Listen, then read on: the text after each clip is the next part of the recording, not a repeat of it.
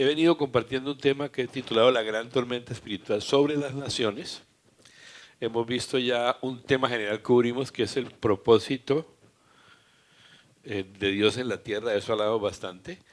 Y el domingo pasado entramos en un segundo tema grande, que son las herramientas que tenemos para contrarrestar toda esa tormenta que se está moviendo en las naciones, que decimos esta tormenta se debe a una lucha por quién va a tener las naciones finalmente. Sabemos que hay un gobierno no de Dios perverso que está intentando tomar lo que es de Dios, y estamos viendo herramientas que tenemos como cristianos que nos van a impedir luchar contra esto y ganar y tener victoria. La semana pasada desarrollamos la primera de ellas, una muy elemental. Quiero hacer un pequeño resumen de esta primera herramienta, que es la adoración.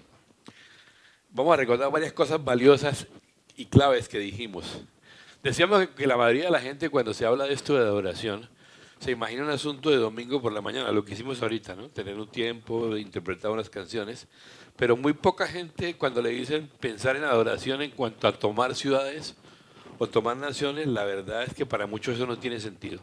Entonces tomamos un texto base, que es Lucas 4, 5 al 8, para explicar un poco el sentido que esto tiene, y es la tentación de Jesús en el desierto.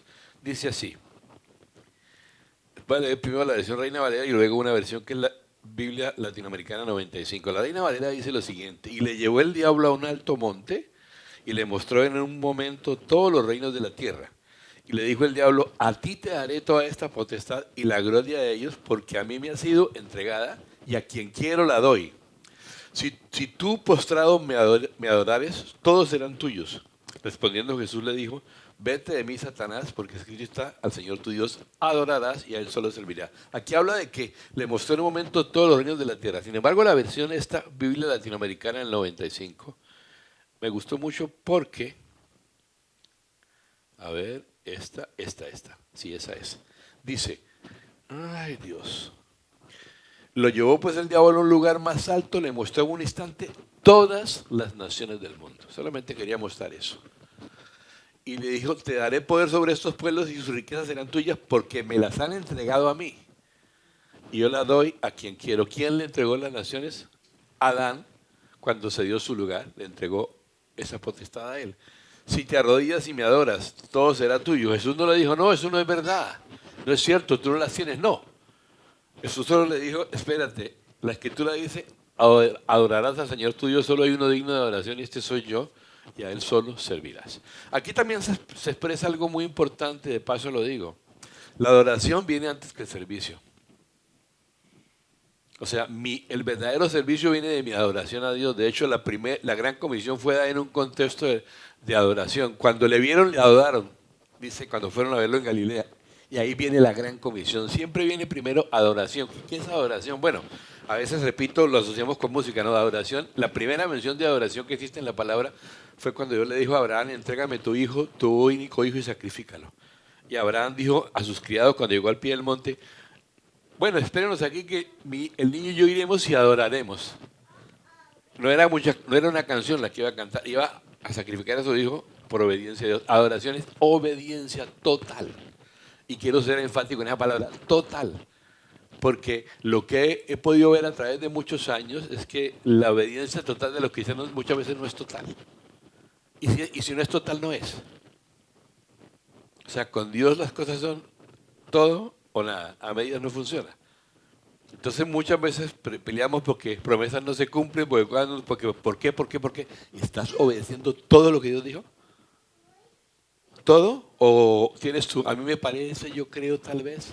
Eso es, a mí me parece, no creo, tal vez. Estás diciendo realmente, hay algo todavía en ti que no estás moviéndote realmente como un discípulo maduro en Dios. Muy bien, eso como paréntesis. Entonces, hay un pasaje que luego sigue que es muy interesante, porque antes de mencionarlo, aquí vemos cómo Satanás le ofreció a Jesús reinos y naciones a cambio de adoración. ¿Por qué no a cambio de otra cosa? Porque la primera gran herramienta que Dios nos ha dado es la adoración. Y decíamos que la adoración de un pueblo, es decir, el tipo a quien o a qué adora un pueblo, afecta directamente y realmente la vida, las costumbres, el carácter, la condición moral, el ambiente y hasta la tierra de ese pueblo. Así que cuando uno mira la condición de un pueblo, sabe a quién está adorando. Cuando uno mira la condición de una nación, sabe a quién está orando por lo que está viendo. No hay que tener mucha revelación. Mira lo que pasa y vas a saber quién es el centro de la oración de una nación. Tal vez hay algunos que oran a Dios, pero cuando hay otras cosas como las que vemos, uno dice, ¿cuán lejos están la mayoría de las naciones de la tierra de realmente adorar a Dios? ¿Cuán lejos? Porque han empezado a adorar otras cosas. Y como el hombre nació para adorar, si no se llena ese lugar con Dios, se llena con otra cosa. Es muy tremendo. Entonces, el Señor asoció directamente la actitud de un pueblo hacia Dios con la condición de ese pueblo y su tierra. Así que si vemos tantas cosas que vemos en tantos lugares, es justamente porque la adoración a Dios se cambió por la adoración a otras cosas. A hombres, a ídolos, a la propia vida, a mi propio yo, a tantas cosas.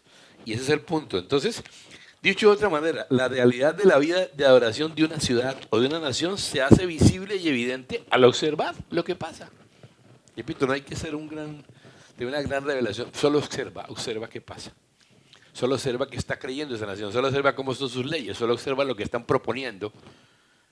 Y si te das cuenta que no tiene nada que ver con Dios, estás diciendo, upa, aquí algo está pasando, Dios ha sido sacado del centro, el Dios de la Biblia, el eterno yo soy, aquel del cual dijeron ni una sola de sus palabras caerá en tierra, toda palabra se cumplirá.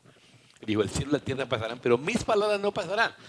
Algunos podrán querer no oírlas, algunos podrán querer omitirlas, algunos podrán ser estos locos, pero tarde o temprano todos vamos a comparecer delante del tribunal de Cristo.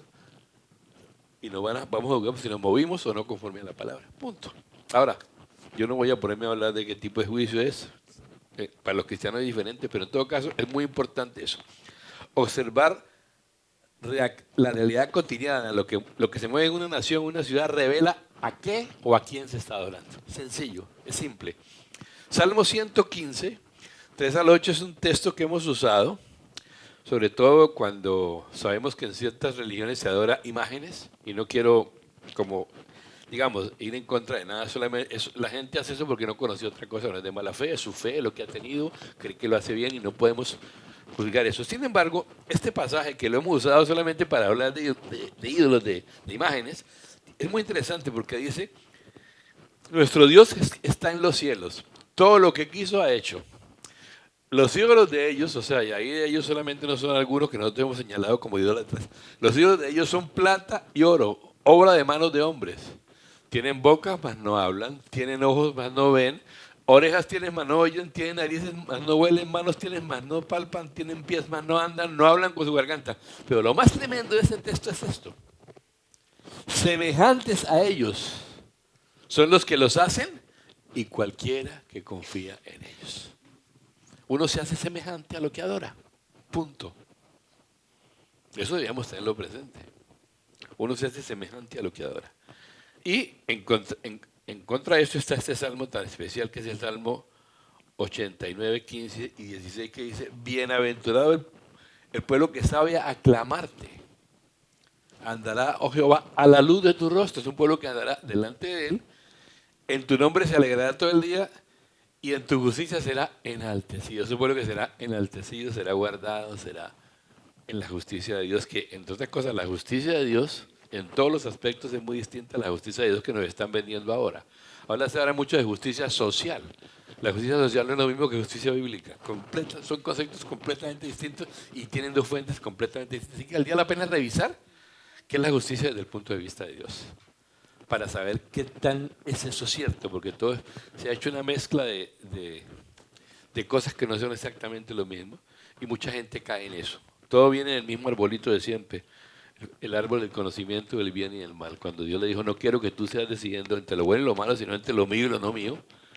Pero mucho creyente sigue todavía decidiendo entre el árbol del bien y el mal. Esto es bueno, entonces debe ser de Dios. No todo lo bueno es de Dios. Y el problema es que es mucho más engañoso lo bueno que lo malo. El poder de lo bueno eso engaña más que lo malo. Porque como parece bueno, es bueno sí, pero no bueno, es bueno desde el punto de vista de Dios. Por eso él no quería eso, porque eso es relativo. En cambio lo de Dios es lo que yo digo. Es muy sutil, pero yo toda la vida he hablado de esto y lo dije, no lo he dicho ahora y otros lo han dicho años atrás. Seguimos moviéndonos, en muchas partes nosotros nos movemos por el arbolito del conocimiento del bien y del mal, así estemos en la iglesia. Muchos no entendemos que debemos movernos por el árbol de la vida. ¿Quién es el árbol de la vida? El Señor. ¿Y qué es lo que nos debe mover? Su palabra, sus conceptos, lo que Él piensa, no lo que medio mundo piensa, por bueno que luzca.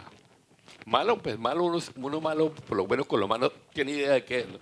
Pero el problema no está en lo malo, es lo bueno porque, recuerden, Satanás se disfraza como ángel de luz. Entonces, no digamos que, no pensemos que todo lo bueno viene de Dios. Al contrario, ahí es donde más cuidado hay que tener. Bien. Otra de las razones por las cuales la adoración es tan importante en la tarea de alcanzar naciones es la siguiente. Lo que Dios ha permitido hacer en respuesta a la adoración de un pueblo que le adora. Mire este versículo. Porque Jehová ha elegido a Sión. Sión es el monte donde David puso el tabernáculo de David, que fue una locura para aquel tiempo, rompiendo todo lo que la ley establecía, porque él le trajo el arca, la puso en una carpa y puso músicos delante. Eso no se podía hacer, pero eso era un tipo de lo que sería la adoración de nosotros. Pero porque Jehová ha elegido a Sión, Sión es el lugar donde se le adora, Sión es la iglesia ahora para nuestro tiempo. La quiso por habitación para sí, no para ir de visita. La quiso para habitar allí. Esto es para siempre el lugar de mi reposo, para reposar allí. Dios reposa, Dios se posa, Dios descansa donde se le adora en espíritu y verdad. Dice, aquí habitaré porque la he querido. Toda mi vida es lo que yo amo eso más que nada. Ese ambiente para mí es mi ambiente. Ustedes pongan ese ambiente que ahí voy a estar yo. Eso es lo que está diciendo. Pero ¿qué hace en respuesta? Ahí bendeciré abundantemente su provisión, provisión de todo tipo. Ahí. A sus pobres saciaré de pan. Ahora, en la palabra cuando se habla de pan, el pan es tipo de la palabra también. Es alimento no solo natural, sino espiritual. Así mismo vestiré de salvación a sus sacerdotes. Ahorita sacerdotes somos todos somos reyes y sacerdotes, según la palabra, ¿verdad? Y sus santos darán voces de júbilo. Allí, y esto sí que es tremendo, allí haré retoñar el poder de David. ¿Por qué es importante? He dispuesto lámpara a mi ungido, a sus enemigos vestiré de confusión, mas sobre él florecerá su corona. ¿Cuál es el poder de David? Bueno, primero ya dije lo del pan, ¿no? Resulta que David y sus descendientes fueron los únicos que pudieron derrotar a Goliat y sus descendientes. Entonces, en medio de adoración genuina, se levanta el poder de David, que es el único poder que puede derrotar gigantes, en este caso nuestros gigantes espirituales. Entonces, la adoración no es una práctica, es un poder. La oración permite enfrentar y vencer gigantes espirituales para nosotros. Entonces viene como resultado de habitar en Sion, de entender la adoración, de ver que la adoración es la base para todo. Vamos a continuar entonces con la segunda herramienta, habiendo hecho este resumen, que no fue tan resumen, pero bueno. La segunda herramienta es la intercesión. La intercesión. La intercesión tiene que ver con las personas, no tanto con poderes del mal, aunque sí en algún sentido. Y esta es su distinción de la guerra espiritual, ¿no? Son dos cosas que se unen pero no son iguales. La palabra hebrea traducida, es pagá, traducida como intercesión, significa literalmente salir al encuentro, asaltar. Cuando este asalto era hecho con peticiones a favor de otro, porque eso es la intercesión, yo intercedo orando a favor de otro o de otros, se hablaba entonces de intercesión. Lamentablemente, en el pasado, por mucho tiempo, perdónenme la expresión que voy a usar, el grupo de intercesión era visto como un club de viejitas que repetían oraciones sin sentido, oraban por la canasta, por la comida, y eso no está mal, o sea, está bien orar por eso, pero eso no es el contexto de intercesión. No tiene nada que ver, eso es oración, y no está mal, es necesario. ¿Sí? La intercesión es un asunto, y además solo era de mujeres. Ver un hombre intercediendo hace un tiempo, eso era como, no, eso es para mujeres, no, es ridículo. Es para todos. Se necesitan varones que se levanten como intercesores, hombres con autoridad, que se paren a reclamar lo que tienen, ¿verdad? Porque el gran problema de la iglesia no son las mujeres, no, las mujeres son las que más se comprometen. El problema de todo, y un gran problema de todo lo que está pasando en todo el mundo, es que los hombres no están haciendo lo que tienen que hacer. Los hombres no toman su lugar, no hemos tomado nuestro lugar, en gran mayoría, que es gobernar la casa y ser sacerdotes y profetas en la casa. Pero bueno, eso no lo digo en plan de acusarnos, sino de entender que Dios está poniendo todo en orden, ¿no? Poniendo todo en orden. Esto lo digo para, digamos, sacudir la cabezota de algunos de nosotros que hemos creído que esto es un asunto de poca monta, y resulta que no hay un solo profeta del Antiguo Testamento que no fuera un intercesor. Todos. Por eso, cuando empezamos a usar la intercesión como herramienta para tomar nuestras ciudades y naciones, ya vamos a poner en un contexto interesante que es el que me interesa, debemos tener en cuenta los siguientes aspectos. Esto es muy importante, mire. Tenemos un reino, yo le pongo esto entre comillas porque para mí solo hay un rey y un reino. Lo que tiene Satanás es potestad de las tinieblas, pero es un reino igual al de Dios. A veces vemos al diablo el mismo del lado malo a nivel de Dios. No, no, es una criatura de Dios. Fue hecho por él. Él todavía tiene que sujetarse a él. No es el igual de Dios del lado malo, por decirlo de una manera más gráfica. Entonces, tenemos un reino operando sobre nuestras ciudades que no es el reino de Dios. Y el ejercicio de gobierno de ese reino es totalmente ilegítimo. O sea, hay un reino operando ilegítimamente sobre las ciudades. Se nos opone, y un reino también significa una estructura. Esto no es una cosa sencilla, es una estructura, es toda una estructura oponiéndosenos. Entonces, miremos lo que la Biblia dice en este pasaje, Hebreos 11, 9 y 10, se refiere a Abraham.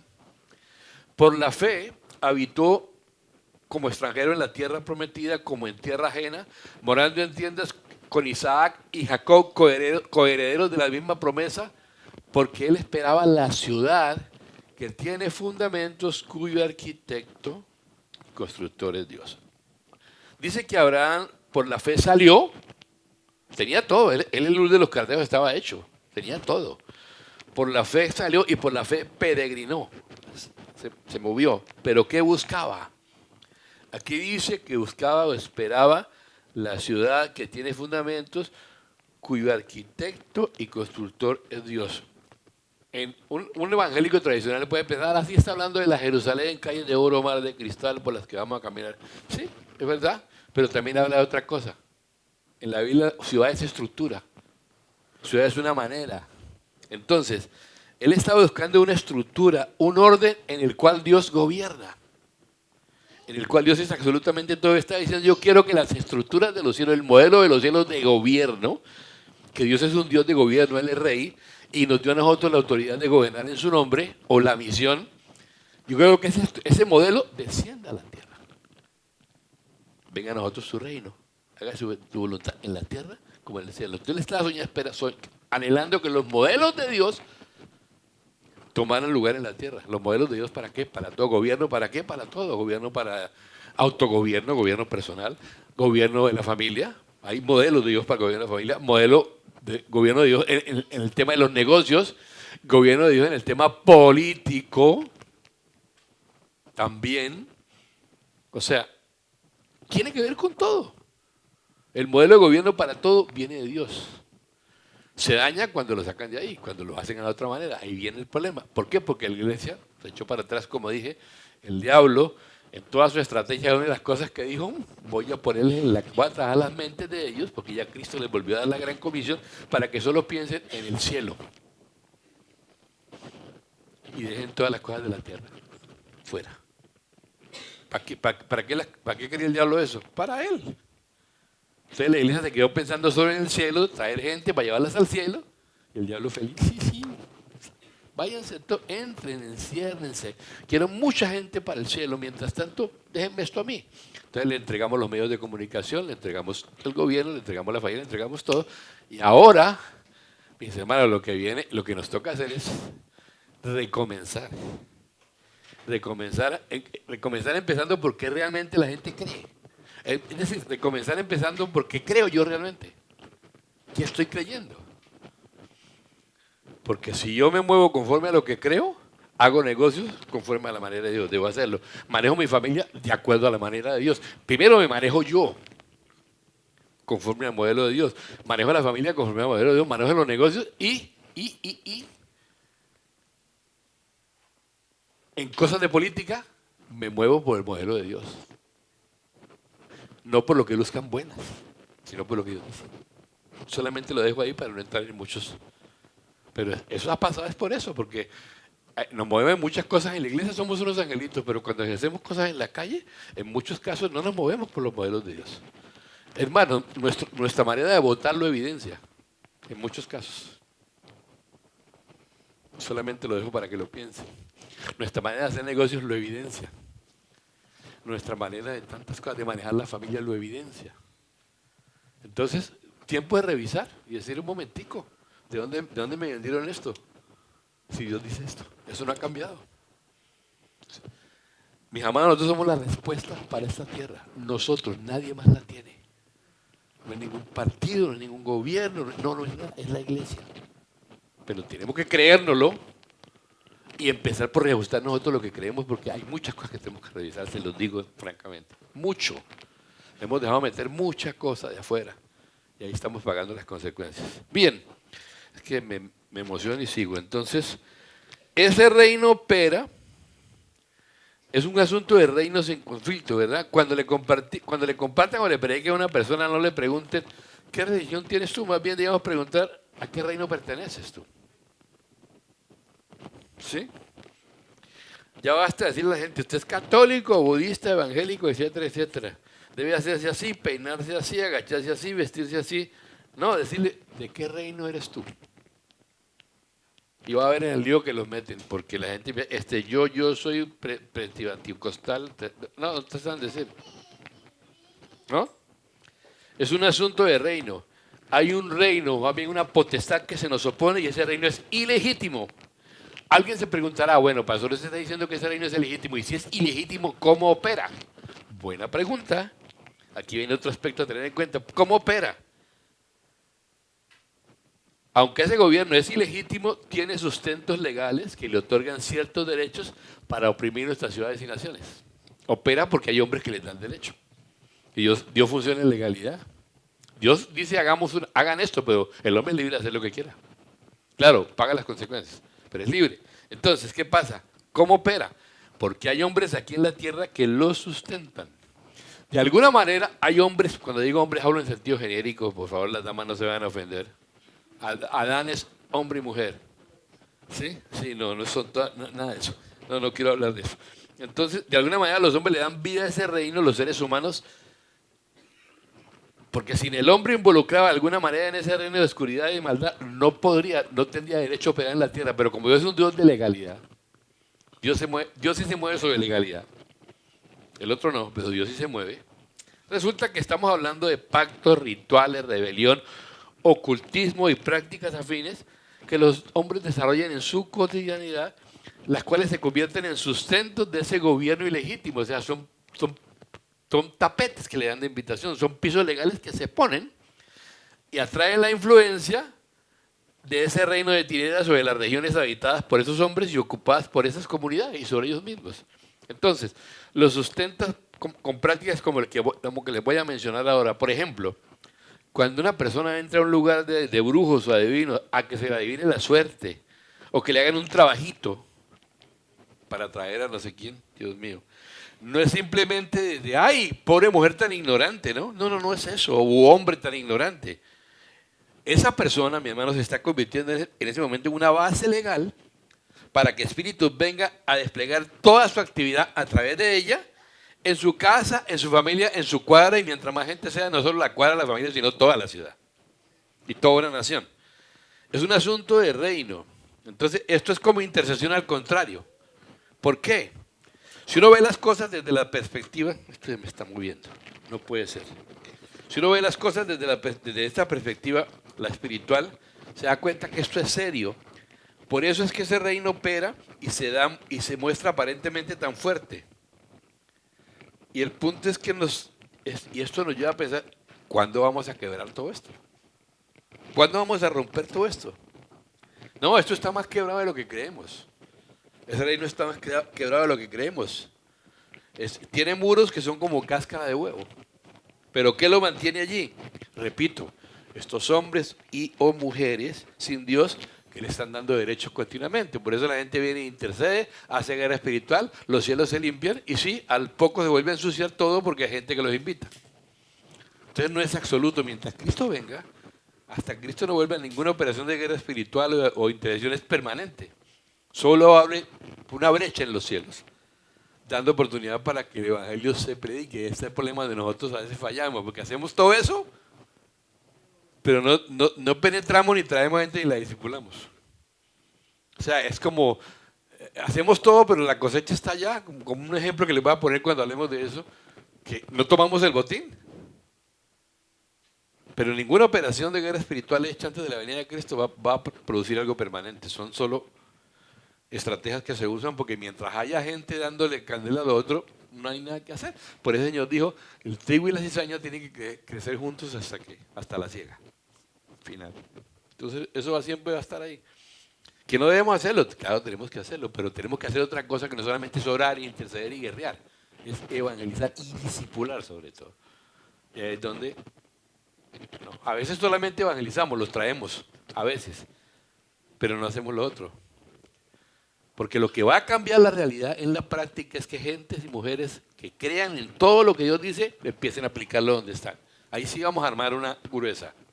Mientras tanto, podemos hacer 500 seminarios de intercesión, 400 de guerra espiritual, podemos hacer todo lo que quieran, pero mientras no empecemos a vidas transformadas que entren ahí y empiecen a transformar entornos, hemos hecho la tarea menos de la mitad. Bueno, la mitad para no dejarlo tan mal. Ese es el punto. Entonces, ¿se imagina la cantidad de gente que ahora mismo, por ejemplo, está entrando a centros espiritistas en esta ciudad? Ni hablemos. Porque es que algunos tienen hasta eso en la casa, o sea, tienen su altarcito por allí. Y ya. Y es que también lo promueven en televisión. Todo lo promueven, todos los medios hacen todo eso, es verdad, todo. Pero eso es parte del mismo paquete. Entonces, se imagina, cada uno de ellos es una base legal para que esos espíritus que pertenecen a ese reino puedan operar, le dan libertad. Esa gente lo legitima con su actividad. Entonces, la intercesión en este caso, ya hablamos de eso, tiene que ver con quitar esos sustentos de legalidad dados por hombres sin Dios a los poderes satánicos y poder poner a cambio pisos de legalidad para que Dios pueda intervenir. O sea, es quitar esos pisos ilegales y poner pisos legales para que Dios pueda intervenir a favor de las personas, pero no solamente a favor de las personas, a favor de la comunidad. Entonces, Dios como juez justo opera sobre base de perfecta justicia y de legalidad. Vamos a ver un ejemplo bien interesante. Miren este ejemplo, este es tremendo, a mí me encanta este. Génesis 15, 13 al 16. Y Dios dijo a Abraham, ten por cierto que sus descendientes serán extranjeros en una tierra que no es suya, donde serán esclavizados y oprimidos 400 años. Mas yo también juzgaré a la nación a la cual servirán y después saldrán de allí con grandes riquezas.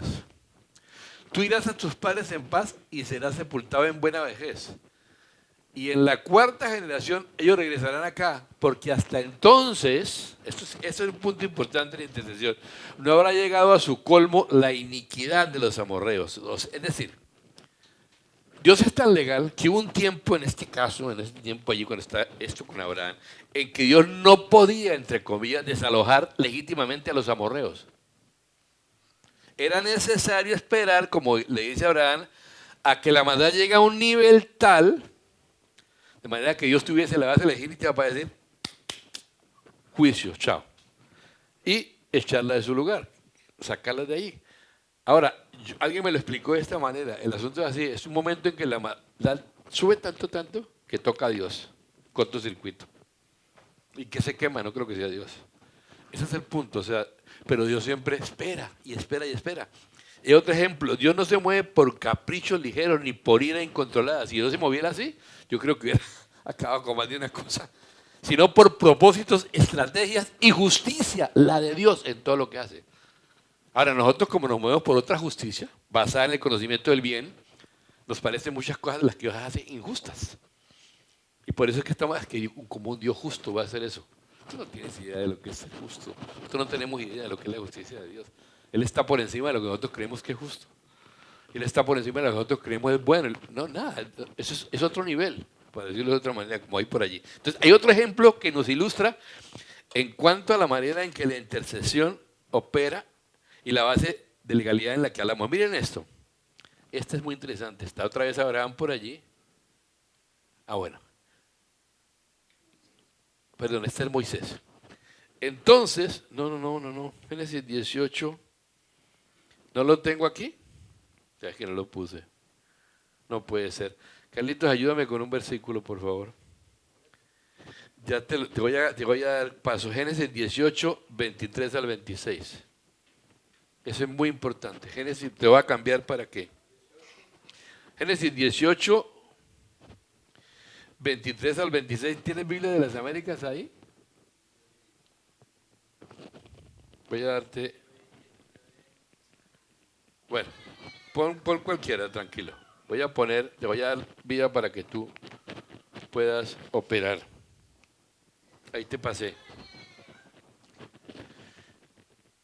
Bueno, mira lo que le está diciendo. Y Abraham se acercó y le dijo, ¿destruirás tanto al justo como al malvado?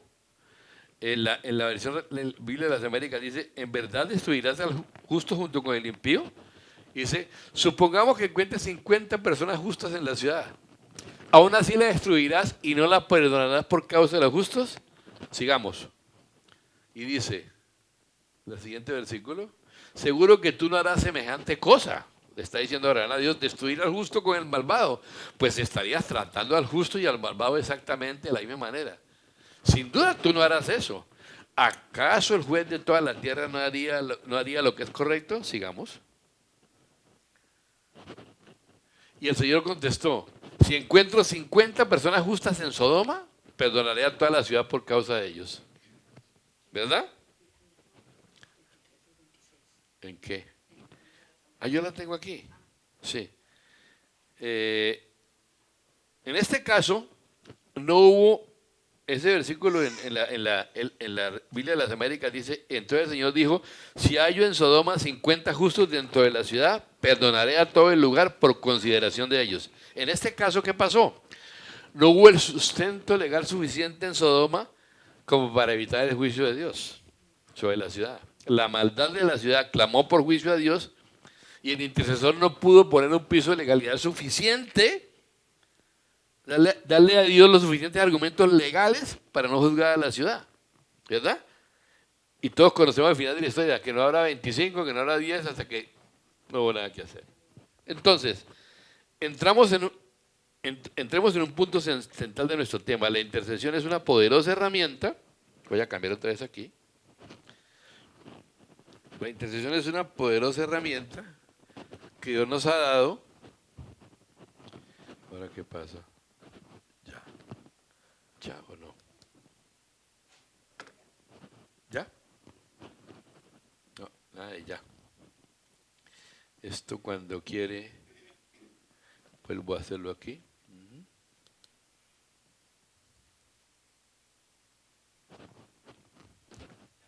Ahora sí. Ya no.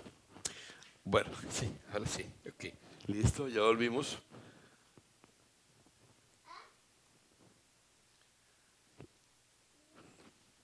Entonces, en ambos casos, cuando vimos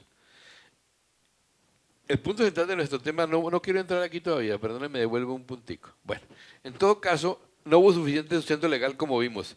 ¿Cuál es el punto central de este tema que estoy compartiendo hoy? La intercesión es una poderosa herramienta que Dios nos ha dado para quitar el piso legal que autoriza al ilegítimo gobierno satánico para operar sobre individuos o comunidades. Y también puede hacer, oiganlo bien, que un juicio de Dios sea detenido. Eso es lo que hacemos los intercesores. Clamar por una ciudad para que Dios tenga misericordia. Y la nación nos corresponde. En ambos casos, por medio de la intercesión, se quita el piso legal que permite que una u otra de las cosas mencionadas opere, dando al mismo tiempo una base legal, como está diciendo. Tú no perdonarás habiendo 10 justos, o sea, ¿verdad? Dios. Pero entiendo que Dios intervenga en favor de personas o comunidades, pueblos, etcétera. Ahí es donde entra el intercesor a romper esas bases legales, para que Dios pueda moverse libremente. Es un asunto de legalidad. Es que Dios se ha restringido. Miren lo interesante, a Dios le ha placido restringirse a lo que nosotros hagamos a sus hijos. Es tremendo. Por eso nos dio la facultad de gobernar la tierra. Por eso no es que cuando algo injusto pasa, esa es la voluntad de Dios. Perdóname. Hay responsabilidad nuestra. Si nosotros no hemos hecho lo nuestro, no era la voluntad de Dios. Hay la voluntad permisiva de Dios. Y no es la perfecta, pero echamos la culpa a Dios en todo. No, pues si eso pasó es porque Dios, es la voluntad de Dios. No siempre. No siempre. O sea, nosotros tenemos responsabilidad que hacer porque somos los cogobernadores de Dios de este planeta. sobre todo los creyentes, así que no es tan fácil como me limpié las manos. Entonces, veamos la ilustración de lo que estoy diciendo. Esta es una buena. Uy, no, ¿ya está esa? Ah, sí, esta. Números 21, 7 al 9. Entonces el pueblo vino a Moisés y dijo: hemos pecado porque hemos hablado contra el Señor y contra ti.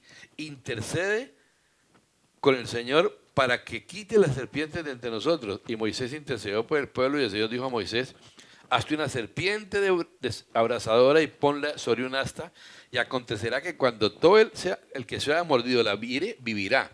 Moisés hizo una serpiente de bronce y la puso sobre el asta, y sucedía que cuando una serpiente mordía a alguno y este miraba a la serpiente de bronce, vivía. Entonces, como respuesta a la oración de Moisés, Dios le dio un símbolo legal visible en este caso, lo que representa la base legal que Dios le dio, en lo cual libró a Israel de un juicio. Era una serpiente venenosa que mordía a la gente y la gente se moría.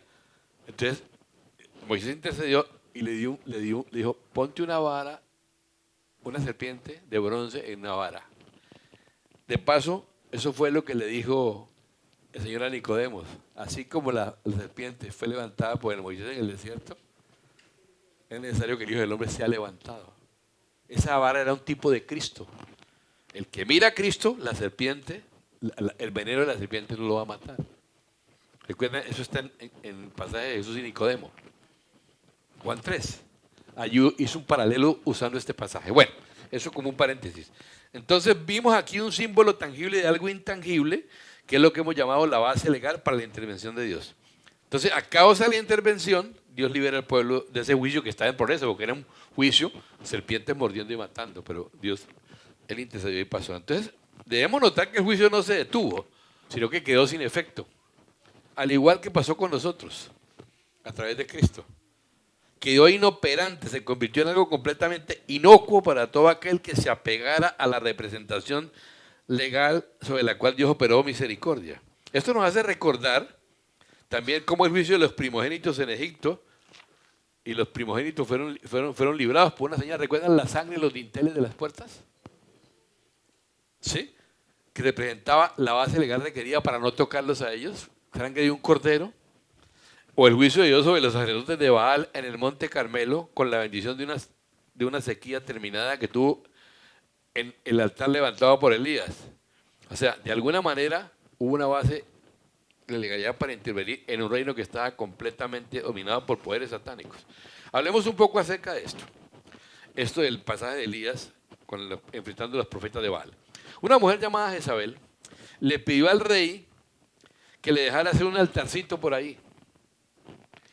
Y tal vez el rey pensó: pero ¿qué puede hacer con un altarcito mi hija? ¿No? Porque era la mujer de él, ¿no? ¿Qué puede hacer con un altarcito por ahí? ¿Qué tiene de malo? Le contesté: claro, mi hijita, mi Jezabelita linda.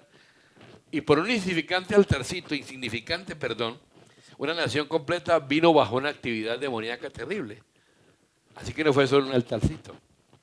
¿No se dan cuenta que en Carmelo, antes de que Dios hiciera descender fuego del cielo, había un altar que había sido levantado? Hay otro ejemplo. Hubo un hombre al cual el Señor le dijo: hazte una maqueta de Jerusalén y duerme acostado sobre un lado frente a esa maqueta. Y después haz lo mismo por casi al mismo tiempo sobre el otro lado. Y este hombre, haciendo eso con una maqueta de Jerusalén, se convirtió en una señal profética para iniciar algo de Dios en esa ciudad. Esas son señales proféticas, símbolos proféticos, actos proféticos. Entonces, esa actitud de un hombre de someterse a Dios y fluir con Dios es algo básico para un intercesor, porque mucha gente cree que un intercesor lo que tiene que hacer es calmar a Dios porque Dios está muy bravo. Vamos a darle como un calmante a Dios para que se calme, ¿no? La gente cree que el intercesor va a Dios con calmantes, aspirinas, para decirle: ya, tranquilo, tenles paciencia, ya. No. El intercesor no va a convencer a Dios. El intercesor se acerca para que Dios lo convenza a él. Y entonces, si pueda moverse con Dios en oración y en lugares donde nada puede entrar. Entonces, el intercesor le da herramientas legales a Dios para operar, quitándole herramientas de legalidad al diablo sobre las cuales ha estado operando. ¿Quién es más fuerte? Bueno, la Biblia es clara: mayor es el que está en nosotros que el que está en el mundo, ¿verdad? ¿Lo crees? Mayor es el que está en nosotros que el que está en el mundo. Digámoslo, mayor es el que está en nosotros que el que está en el mundo. Entonces, la intercesión no es un asunto de cierre los ojos y ore. No, no, sino métese con Dios y decirle, bueno, aquí estoy, dime cómo oro para brindar esos sustentos de legalidad, esas bases legales que tú necesitas para orar en ese asunto. ¿Cómo debo orar? Encontramos otros hechos como la victoria de David sobre Goliat, en que la caída de este último significó la caída de toda una nación, o la toma de Jericó, en que la fe se convirtió en un piso legal suficiente para la intervención milagrosa de Dios y entregó la ciudad literalmente al pueblo de Dios, con una señal profética de caminar 7 veces alrededor y dar un grito al séptimo, ¿verdad? Pero son cosas que Dios dirigió. Ahora nosotros tenemos la costumbre de que como le dieron 7 vueltas a Jericó, queremos dársela a todo. No, Dios no repite formas, Dios no unge formas. Dios unge personas y Dios tiene estrategias distintas, pero hacemos de una cosa que Dios hizo un método. Entonces todo el mundo le da vueltas a todo y las cosas siguen iguales, pero ¿por qué? Porque eso fue para Jericó. Y Dios tiene una dirección específica para cada cosa. Dios no unge formas, unge personas. Entonces, para efectos, ustedes no se dan cuenta que antes de caer un muro, ese muro de Jericó, hubo un pueblo que caminó 7 días alrededor de un pueblo, como, imagínense, y están locos estos que hacen dando vueltas, en silencio. ¿Cómo le mirarían esos cristianitos ahí? Locos. Bueno, siempre en esos casos algo proveyó la base de legalidad necesaria para la intervención de Dios. Y por eso la intercesión se hace tan importante en este punto. Repito, lo referente a proveer una base de legalidad para que el Señor opere a favor de un hombre o una comunidad y detenga juicio. Por ejemplo, quebrante un poder satánico. Entonces, vamos a ver rápidamente algunas pautas sobre cómo por medio de la intercesión podemos quitar piso legal a dominaciones satánicas o juicios y proveer la base legal para la intervención de Dios, el establecimiento de su reino. Mira la primera. Esta es una base legal importante. Claves para remover. La primera, la confesión de los pecados de la ciudad y la nación. Y tenemos un ejemplo en Nehemías. El día 24 de este mes se congregaron los hijos de Israel en ayuno, vestidos de cilicio y con polvo sobre sí, y los descendientes de Israel se separaron de todos los extranjeros y se pusieron en pie confesando sus pecados y las iniquidades de sus padres. O sea, no confesaron solo a ellos, sino las iniquidades de todos. O sea, pidieron perdón por todos, ¿verdad? Tomaron el lugar. Los pecados no confesados ante Dios son pecados desnudos que acusan delante de Él y claman juicio. Claman juicio a causa de ello. Entonces, las oraciones que tuvieron impactos sobre naciones enteras tuvieron el ingrediente de la confesión del pecado de esa nación. La iglesia se levanta y pide perdón a Dios por el pecado de la nación y de la ciudad, no solo por los de ellos, sino de los que no conocen a Dios. Se trata de proveer esa base legal que haga que los pecados no estén delante de Dios, porque cuando están delante de Dios claman juicio. Y no sigan siendo eslabones con los que el diablo construye cadenas. Otra manera. Ya lo dijimos, ¿no? La intercesión profética, ¿no? Cuando nosotros hablamos de intercesión profética, bueno,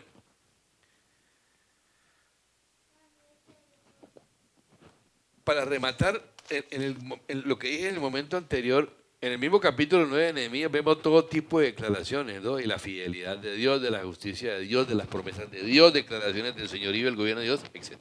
Intercesión profética. ¿Qué es esto? Cuando hablamos de intercesión profética nos recibimos a esto, una intercesión basada en el entendimiento profético de los tiempos, como la intercesión de Daniel, la que recuerdan, miren, en el año primero de Darío, Daniel 9:1 al 3, hijo de Asuero, descendiente de los Medos, fue constituido rey sobre el reino de los caldeos. Darío fue constituido. En el año primero de su reinado, yo, Daniel, pude entender en los libros el número de los años en que por palabra del Señor al profeta Jeremías debían cumplirse las desolaciones de Jerusalén. 70 años. Volví mi rostro a Dios, el Señor, para buscarle en oración y súplicas, en ayuno, saco y ceniza. Entonces, primero es una intercesión dada por el entendimiento profético de los tiempos. Yo tengo que entender en qué tiempo estoy para poder orar. Lo segundo, una intercesión dirigida por el Espíritu de Dios de una manera genuina, no porque se me ocurrió a mí, sino dirigida por el Espíritu de Dios. Y tercero, una intercesión cargada de visión profética y de declaraciones proféticas sobre una ciudad o sobre una nación. Entonces, necesitamos entender los propósitos de Dios para cada ciudad. Cada ciudad tiene un don redentivo.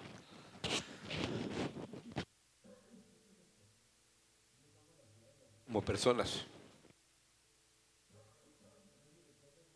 Sobre Jerusalén. Jerusalén. ¿Cómo, tú que matas a los profetas, cuántas veces he querido hacer esto contigo? Las ciudades tienen cada ciudad plantada tiene un propósito redentivo para Dios, para el reino, para la tierra. Es importante preguntarle a Dios cuál es. Y por último, o penúltimo, de ahí se derivan acciones proféticas. ¿Sí? En todos los profetas de la antigüedad uno encuentra evidencias que señalan, repito, que ellos también eran intercesores. Y como resultado de su intercesión y a causa del principio del intercesor eficaz, ¿qué quiere decir un intercesor eficaz? Un intercesor eficaz es aquel que se hace disponible para ser parte de la respuesta. No solamente uno que ora, sino que se hace disponible para ser parte de la respuesta a su propia intercesión. Entonces recibían dirección sobre declaraciones proféticas, pero también sobre acciones proféticas, ¿verdad?, que debían tomar. Y repito, esas acciones proféticas se convertían en un símbolo visible, en una base legal para la intervención de Dios. Proveían una puerta a Dios de acceso. Entonces, no olvidemos casos mencionados, como ya lo mencioné, ¿cierto? La sangre de los corderos en el dintel de los israelitas. Dios da dirección concreta a sus intercesores y los convertía a ellos mismos en señales. Por ejemplo, un profeta que se desnudó durante cierta cantidad de tiempo porque Dios le dijo que lo hiciera. Anda desnudo. Pero esto se trataba de una acción profética que Dios le había dicho que hiciera, no un loco que se le ocurrió. ¿Verdad? Y a causa de esto, Dios tuvo el suficiente sustento legal, para hacer algo allí. Y por último, y ahora sí cierro con esto, declaraciones de pacto. Eso es todo un tema, yo no lo voy a tratar en todo, pero dejemos un ejemplo. Entonces, Nehemías, después de toda esa situación de la reconstrucción, etcétera, dice en el versículo 38 de Nehemías 9, a causa de todo esto, dijo toda la gente, nosotros hacemos un pacto fiel por escrito y en el documento sellado están los nombres de nuestros jefes, maestros, levitas y nuestros sacerdotes. O sea, hubo unas declaraciones de pacto, Señor. Hacemos un pacto contigo. Pactos con Dios en intercesión que quebranten los pactos que nuestros antepasados han hecho y hasta nuestros días. Porque hay muchas cosas que han pactado en las ciudades. Y nosotros necesitamos pactar del lado de Dios para que esas cosas caigan. Esos pactos que han hecho de todo tipo le dan derecho, dan permiso para que toda clase de gobierno de maldad y de naturaleza diabólica se establezca y afecte nuestras ciudades y naciones. Dios es un Dios de pactos y siempre se ha movido sobre pactos que Él ha establecido con los hombres a través de la historia. Y cuando esos pactos son con Dios, se convierten en el piso sobre el cual Dios opera en los tiempos de esos hombres y se compromete con las generaciones que vienen después de ellos, porque lo interesante de eso es eso, ¿no?